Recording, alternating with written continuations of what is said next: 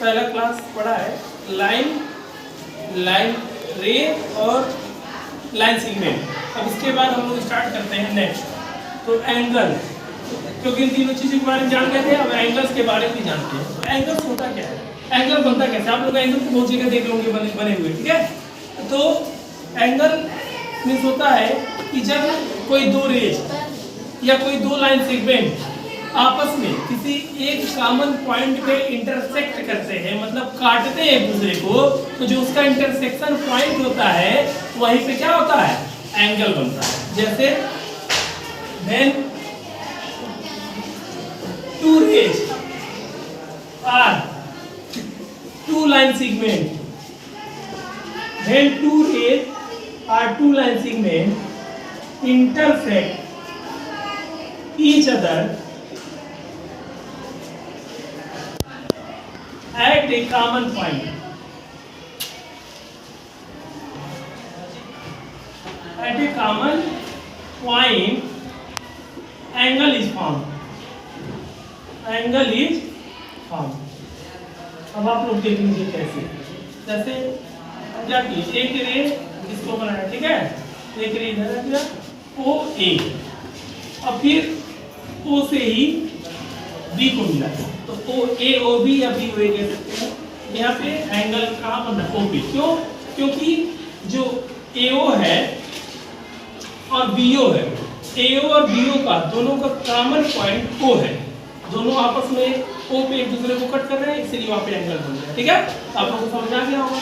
या line segment ही ले लेते हैं ऐसे, देखिए या तो आप लोगों को पता होगा ये 90 डिग्री का बन रहा है, लाइन सेगमेंट है या 90 डिग्री, तो यहाँ पे A B C, C B हो गया, ए बी हो गया, दोनों का कॉमन पॉइंट बी है, इसीलिए बी पे एंगल बन रहा है, ठीक है। अब इसके बाद एंगल हो गया, एंगल के बाद हम पढ़ेंगे टाइप्स ऑफ एंगल। बहुत सारे एंगल होते हैं, तो टाइप्स ऑफ एंगल के बारे में पढ़ते हैं, ठीक है। तो types of angle, types of angle पहले हम इसको शॉर्टकट में पढ़ाएंगे, तो उसके बाद फिर उसका डिफिनेशन भी बता देंगे, जो हम बोलेंगे वो आप लोग लिख भी सकते हैं। शॉर्टकट में बताते हैं, उसका डिफिनेशन लिखेंगे नहीं, लेकिन बोलेंगे तो आप लोग उसको लिख सकते हैं बनाकर, ठीक है। सबसे पहले आता है acute angle. Types of angle में पहला आता है एक्यूट एंगल। देखिए मैं उसका शॉर्ट डिफिनेशन दे रहा हूँ। जैसे एंगल है, एंगल ग्रेटर देन 0 डिग्री, देखिए मैं यहाँ पे बना रहा हूँ, बट लेस देन 90 डिग्री। अब इसको आप लोग डिफिनेशन में कन्वर्ट कर सकते हैं, कैसे, एन एंगल, एक ग्रेटर का साइन है तो ग्रेटर देन 0 डिग्री, और ये लेस का साइन हो गया यहाँ पे, बट लेस देन 90 डिग्री, इसका एक्यूट एंगल। समझ आ गया, डिफिनेशन ले सकते हैं क्योंकि मैंने यहाँ दे दिया। और दूसरा आता है राइट एंगल। राइट एंगल देखिए ये एग्जैक्टली 90 डिग्री होता है, एग्जैक्टली 90 डिग्री। अब इसको डिफिनेशन कैसे देंगे, कैसे लिखेंगे काफी में, an angle which is exactly 90 degree is called right angle. Okay, next obtuse angle. जब 90 यहाँ ओवर हुआ है ना, तो यहाँ पे हम लिखेंगे एंगल,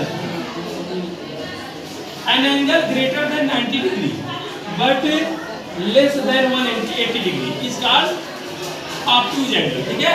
तो यहाँ दे दिया angle greater than 90 degree less than 180 degree is called obtuse angle. उसके बाद आता है acute angle, right angle, obtuse angle. उसके बाद straight angle, straight angle, an angle exactly 180 degree, exactly 180 degree वो कहलाता है स्ट्रेट एंगल। इसको डिफिनेशन कैसे लिखेंगे, एन एंगल एग्जैक्टली 180 डिग्री का व्हाट, स्ट्रेट एंगल। उसके बाद आता है रिफ्लेक्स एंगल। रिफ्लेक्स एंगल देखिए यहाँ पे फिर मैंने ये एंगल लिख दिया, यहाँ 180 डिग्री से ग्रेटर कर दिया, लेकिन 360 डिग्री से लेस कर दिया। इसका मतलब समझ जाएंगे, N angle greater then 180 degree but less then 360 degree is called reflex angle, ठीक है। इसको मैं एंगल भी बनाते चलूँ, क्यों, क्योंकि एंगल मैंने बनाया नहीं है, तो भी मैं एंगल भी बनाते चल रहा हूँ, ठीक है। और लास्ट में आता है complete angle. Complete angle, an angle exactly 3 sided 60 degree, an angle that is exactly 360, मतलब वह एंगल जो 360 डिग्री के एग्जैक्टली बराबर होता है वह कंप्लीट एंगल होता है। इसका मैं फिगर बनाऊँ, जैसे 90 डिग्री से कम बनाना है तो कोई भी ऐसे लेते हैं, जैसे देखिए 90 डिग्री ये बन रहा है, उससे थोड़ा कम करेंगे तो ये ले लिए यहाँ से मूव आउट करा दिए ए ओ बी, मतलब इससे थोड़ा सा कम रहेगा। ये हो गया, कोई भी एंगल हो गया जो 180 से 90 डिग्री से कम ही आएगा। और दूसरा एग्जैक्टली 90 डिग्री, तो कुछ इस तरह से करेंगे P Q R, exactly 90 degree का सिंबल, ठीक है। उसका दोबारा क्या कहते हैं, फिर 90 से ज़्यादा 180 से कम, तो जैसे ये 90 ऐसे सीधा होता है तो यहाँ से थोड़ा सा इधर 90 से थोड़ा आगे की तरफ मूव कराएंगे तो क्या हो जाएगा 90 से ज़्यादा और 180 से कम, ये हम दे दिए एम ओ पी, ठीक है। ये हो गया हमारा रिफ्लेक्स एंगल। और 180 डिग्री का एंगल बनता है पी क्यू आर, ये 180 डिग्री बन गया, ठीक है। ये होगा स्ट्रेट एंगल। अब रिफ्लेक्स एंगल क्योंकि ये 180 है सीधा, इधर 180 से कुछ ज्यादा आएंगे इधर साइड में, तो इधर 180 से ज्यादा होगा, ठीक है ना, ऊपर की तरफ हम लगाते हैं तो 180 से कुछ ज्यादा होगा पी ओ आर, ठीक है। पॉइंट दे दिए, ये 180 ज्यादा हो गया तो ये हो गया क्या रिफ्लेक्स एंगल।